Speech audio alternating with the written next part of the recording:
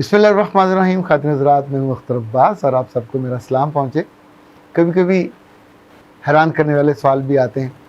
اچھا، سوال کرنے والا تو سوال ہی ہوتا ہے، اسے سوال کرنا چاہیے جو اس کے من میں آتا ہے. بعض سوال اس کے دل میں اٹکے ہوئے ہوتے ہیں، بعض اس کے جسم کے بارے میں ہوتے ہیں، بعض روح کے بارے میں ہوتے ہیں، بعض انفیکٹ کریڈیبلٹی کے حوالے سے ہوتے ہیں، کبھی کبھی اسپرچولیزم کے حوالے سے ہوتے ہیں. ایک سوال اللہ کے بارے میں آیا، خدا کے بارے میں. اچھا، خدا کا نام تو وہ مٹھاس بھرا ہے کہ انفیکٹ اس کا نام ہی لیں تو منہ میٹھا ہو جاتا ہے.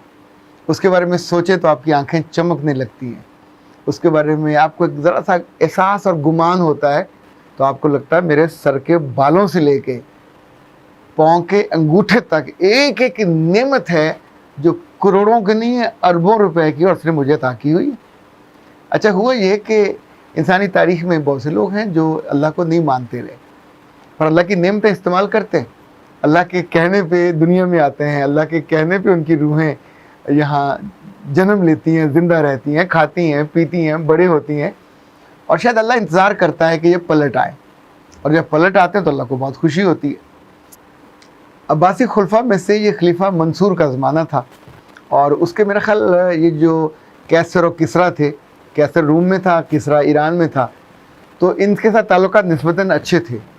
ایک دفعہ یہ ہوا کہ کیسر روم نے اپنا ایک وزیر بھیجا، اور اس کو انہوں نے بڑی آؤ بھگت کی اور دربار میں ایک اونچے عہدے پہ بٹھایا. تو سب علماء کو اور جو فقہا تھے اور جو یوں سمجھیں کہ اس زمانے کے اسکالر سے سب کو دربار بھر گیا. تو خلیفہ منصور نے کہا کہ روم کے بادشاہ نے اپنا یہ وزیر بھیجا ہے، اس کے پاس 3 سوال ہیں، اور انہوں نے کہا کہ آپ بغداد کے اہل علم کو جمع کریں، ان سے میں سوال کرنا چاہتا ہوں. تو آپ لوگوں کو میں نے زحمت دی ہے تو یہ آپ سے سوال کرنا چاہتا ہے. اچھا، اس رومی وزیر نے اپنے 3 سوال پیش کیے، کوئی بھی اس کا سینسیبل یا معقول جواب نہیں دے سکا. تو امام ابو حنیفہ جو بڑے فقیہ تھے، عالم تھے، پہلے تو خاموش بیٹھے تھے، پھر وہ بولے. انہوں نے کہا کہ تم ایک سوال کرنے والے ہو، سوالی ہو.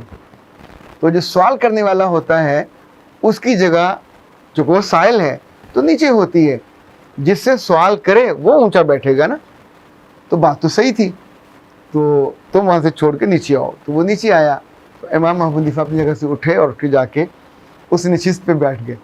کہا ہاں اب پوچھو. تو اس نے کہا پہلا سوال یہ ہے کہ اللہ سے پہلے کیا تھا؟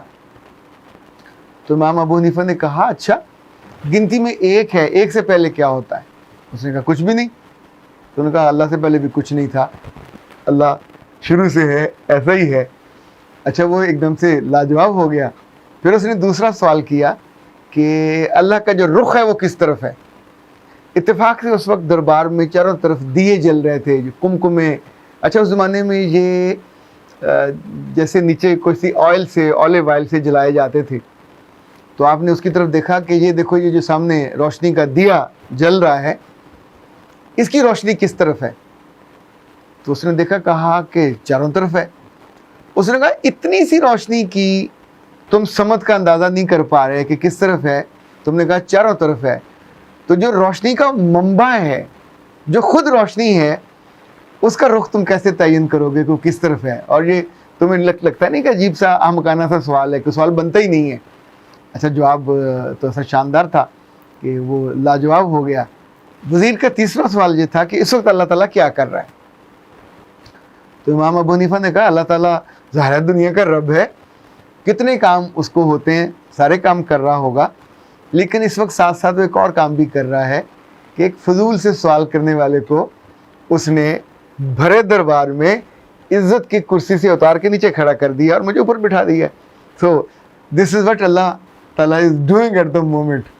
اس پہ ظاہر دربار میں کہکا لگا ہوگا، سب لوگ ہنسے ہوں گے، مسکرائے ہوں گے. وہ وزیر دم بخود رہ گیا، خاموش ہوا اور واپس چلا گیا. ظاہر ہے اس وقت سب کے سامنے اس کی سبکی ہو گئی. خاطر حضرات، ہر زمانے میں اس طرح کے لوگ سوال کرتے رہتے ہیں اور ان کا کوئی نہ کوئی جواب دینے والا بھی ہوتا ہے. لائک آج کے عہد میں اگر کوئی اس طرح کے سوال کرتا ہے تو عام طور پہ وہ نیٹ سے دیکھ کے یا جو اللہ سے انکار کرنے والے ہیں ان کی باتیں سن، اس کے اپنے من میں نہیں کوئی بات آ رہی ہوتی. جو کہ اپنے من میں بات آئے تو پھر جو اگر آپ کو یاد ہو ایک بڑے مشہور عالم تھے، ان کا نام تھا امام ابو بن ادم. یہ بادشاہ تھے اور بادشاہت ان کی کمال کی بڑی مضبوط اور شاندار بادشاہت تھی. پھر کسی ایک بات پہ ان کے دل پہ اثر ہوا اور انہوں نے بادشاہت چھوڑ کے فقیری اختیار کر لی. ان سے لوگ مختلف باتیں پوچھتے رہتے تھے. ایک دفعہ ایک آدمی ان کے پاس آیا، اسے اب سائل ہی کہیں گے. اس نے کہا کہ ابو بن ادم، آپ کا بلند ہو درجہ اور مقام، مجھے ایک سوال کا جواب دیجئے. میں ایسا کیا کروں کہ گناہ کرتا رہوں، غلطیاں کرتا رہوں، پر مجھ پہ وہ گرفت نہ ہو؟ تو ابو بن ادم اس کی بات سن کے مسکرائے. اچھا کوئی ہمارے آپ جیسا ہو نا تو غصے سے ڈنڈا نکالے، اس کے سر پہ مارے، تمہاری ایسی کی تیسی، تم ایسے جاہلانہ سوال کیسے کرتے ہو؟ پر عالم تو عالم ہی ہوتا ہے، وہ بڑے ظرف والا ہوتا ہے، بڑے علم والا، بڑی فکر والا اور بڑی تدبیر والا بھی ہوتا ہے. تو انہوں نے کہا ہاں میرا خیال ہے ہو سکتا ہے 3 کام ایسے کر لو تو تم بچ سکتے ہو، جو مرضی گناہ کرو تم پہ کوئی گرفتی نہ ہو. تو پہلا کام اگر تم یہ کرو کہ اللہ کا جو رزق ہے دیا ہوا اس کو کھانے سے انکار کر دو، کیونکہ انسان جس کا کھاتا ہے آگے شرماتا بھی ہے اور آپ کو اس کی بات سننی بھی پڑتی ہے اور وہ جواب بھی لیتا ہے. تو اس نے کہا یہ تو نہیں ہو سکتا کہ میں رزق اپنا تو میں پیدا نہیں کر سکتا، جو رزق پیدا کیا ہو تو اللہ کا ہے، اسی کو میں نے کھانا ہی کھانا ہے، تو اس لیے یہ کام تو نہیں ہو سکتا. ابراہیم بن ادم نے کہا کہ دیکھو آسان تھا کہ تم جب گناہ کرتے اس کا رزق نہ کھاتے، تو جب اس کا رزق کھاؤ گے تو پھر ظاہر ہے وہ پوچھے گا تو صحیح، اس کا مطلب ہے مشکل ہو جائے گا. دوسرا سوال یہ ہے کہ جب بھی تمہارا گناہ کرنے کو جی چاہے تو جس نے پوچھنا ہو یا جس کا ڈر ہو، جس کا خوف ہو، اس کے گھر سے، اس کے علاقے سے نکل جاؤ، دور چلے جاؤ، جہاں اس کا راضی نہ ہو وہاں جا کے گناہ کر لو، وہاں تم نہیں پوچھ سکے گا. تو اس آدمی نے کہا آپ کیسی بات کرتے ہو، میں دنیا کے جس خطے میں بھی جاؤں گا، زمین کے اوپر زمین کے نیچے، راج تو اللہ کا ہی ہے، تو میں اللہ کی حکمرانی سے کیسے نکل سکتا ہوں؟ وہ تو ہر جگہ مجھے دیکھ بھی رہا ہے، پکڑ بھی رہا ہے اور سن بھی رہا ہے، تو یہ بھی نہیں کر سکتا. آپ نے کہا ٹھیک ہے پھر ایک تیسرا کام بھی کر کے دیکھو، پھر گناہ ایسی جگہ پہ کرو جہاں بہت اندھیرا ہو، چھت ہو، کوئی دیکھنے والا نہ ہو، کیونکہ جب وہ دیکھے گا نہیں تو پوچھے گا نہیں.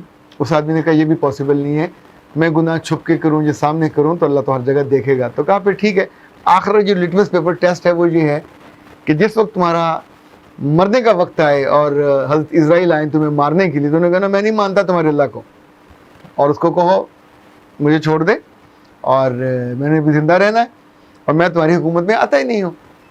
تو اس نے کہا یہ تو نہیں ہو سکتا، اسرائیل کو تو آج تک دنیا کا کوئی نبی پیغمبر نہیں روک سکا، میں کیسے روک سکوں گا؟ وہ تو اپنے اللہ کے حکم کا پابند ہے، اس پابندی کی وجہ سے اس نے آنا ہے اور مجھے مار دینا ہے. تو تب حضرت ابراہیم بن ادم نے کہا کہ اللہ کے بندے، جب تم اس کا رزق نہیں چھوڑ سکتے، اپنا رزق پیدا نہیں کر سکتے، جب تم اس کی حکومت سے، اس کی دنیا سے باہر کہیں نہیں جا سکتے، ہر جگہ اس کی حکومت ہے، جب تم اس سے چھپ نہیں سکتے، جب ایون تمہاری زندگی اور موت کا فیصلہ بھی اسی نے کرنا ہے، تو پھر تم کیسے وہ جگہ ڈھونڈنے کا سوچ سکتے ہو، یا کیسے یہ تصور تمہارے دل میں آ سکتا ہے کہ میں جو کروں، جو گناہ کروں، جو غلط کام کروں، مجھ سے پوچھنے والا کوئی نہ ہو؟ خاطر حضرات، یہ جو دل میں خیال آتے ہیں کبھی کبھی تو شیطان کی طرف سے آتے ہیں اور کبھی کبھی وسوسوں کی طرح آتے ہیں. اور وسوسے عام طور پہ ان لوگوں کو آتے ہیں کہ جن کے دل بڑے اچھے نرم ہوتے ہیں، جو ابھی نیکی اور خیر کے درجے کی سیڑھیاں چڑھنے والی ہوتی ہیں یا ہوتے ہیں، جنہوں نے نئی نئی عبادت شروع کی ہوتی ہے، جو نئے نئے اللہ کے قریب ہو رہے ہوتے ہیں. سب سے زیادہ وسوسوں کا شکار وہ ہوتے ہیں کیونکہ شیطان کو جو بڑے محبوب اور مرغوب ہوتے ہیں، آسان شکار ہوتا ہے. ان کے دل میں وسوسے ڈالو، ان کا دل اللہ کے بارے میں ہلا دو. اسی لیے تو اللہ نے ان وسوسوں سے پناہ لینے کا حکم دیا. یہ جو آخری صورتیں ہیں، سورہ الناس، سورہ فلق، یہ اس میں سے کتنا ذکر ہے کہ اللہ تعالیٰ سے پناہ مانگی ہے ان وسوسے، وسواس. ایون یہ جو شیاطین ہیں، چاہے وہ گھر میں ہوں، چاہے وہ باتھ روم میں ہوں، چاہے وہ انٹرنیٹ پہ بیٹھی ہوں، چاہے وہ کسی گروپ میں بیٹھی ہوں، چاہے آپ کے ساتھ آپ کی کلاس میں یا آپ کے ٹیچر کی شکل میں ہوں، جو بھی آپ کو زندگی کی سب سے بڑی خوبصورتی، سب سے بڑی سچائی اور سب سے بڑی حکمت سے کاٹے، یہ وہ ہے جو آپ کے خون کی رگیں کاٹتا ہے، یہ وہ ہے جو آپ کی رگیں جان کاٹتا ہے، یہ وہ ہے جو آپ کی روح کو آپ کے جسم سے الگ کرتا ہے. لمحہ لگتا ہے اور اس کے بعد آپ ایمان سے فارغ ہو جاتے ہیں. بہت سی چیزوں کا جواب آپ کو ڈھونڈنا چاہیے. یہ سوال صدیوں پہلے بھی ہوئے ہوتے ہیں, ان کے جواب بھی ہوئے ہوتے ہیں. جب آپ کے سر پہ کوئی مکہ لگتا ہے تو کہیں یہ بتانے والے کے لیے آپ کے پاس وہ تکلیف نہیں ہوتی کہ وہ درد کہاں ہے, پر درد تو ہوتا ہے. وہ دنیا ہے, اس کا مالک ہے, وہ نظر آئے نہ آئے موجود تو ہے. اس کے وجود کے لیے دلیل آپ کو ڈھونڈنے کی ضرورت نہیں ہے. دلیل وہ ڈھونڈے کہ جو اس کے منکر ہیں, جو اس کی دنیا سے بھاگ سکتے ہیں, جو مرنے سے انکار کر سکتے ہیں, جو اس کے رزق کھانے سے انکار کر سکتے ہیں. آپ تو ان منکروں میں سے نہیں ہو, پھر ایسی بات آپ کے منہ پہ کیسے آ جاتی ہے؟ سلامت رہیے اور کبھی منکر مت بنیے. اختر عباس کو دیجیے اجازت. السلام علیکم.